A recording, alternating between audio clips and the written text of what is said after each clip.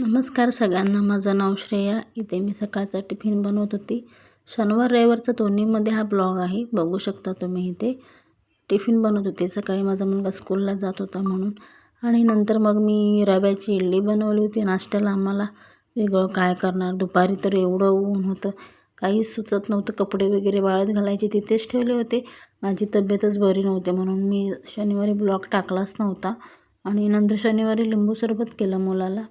शाळेतून आला होता ना तो. ऊन पण भरपूर होतं, फार भयंकर. वेगळं काय करायचं म्हणून लिंबू सरबत केलं. इथे दुकानात काय जवळ सकाळचं काय दुपारचं काय मिळत नाही. आणि इथे दोन्ही कार्टून खेळत होती. शाळेतून दादा आला होता ना, छोटा खेळत होता. हा आमचा जावेचा मुलगा आहे माझ्या. खेळत होते. मनी म्याव गारटावर झोपलं होतं.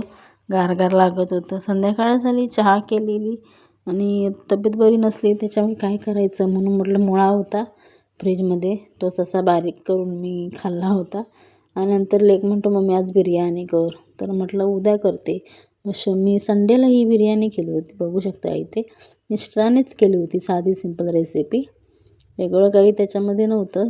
चिकन वगैरे मी सगळं चुलीवरच शिजवून घेतलं होतं आणि तांदूळ पण मी चुलीवरच शिजवला होता. बघू शकता इथे.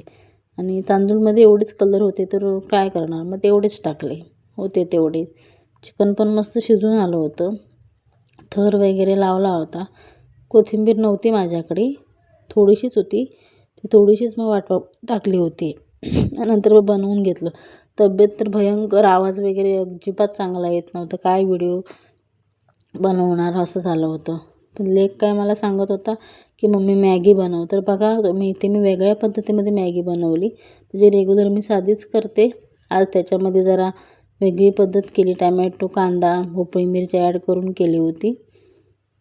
इथे बघा वेगळ्या पद्धती ॲड केली होती. लेकांचं काय असतं, सुट्टी असली की जरा वेगवेगळं खावं असं वाटतं.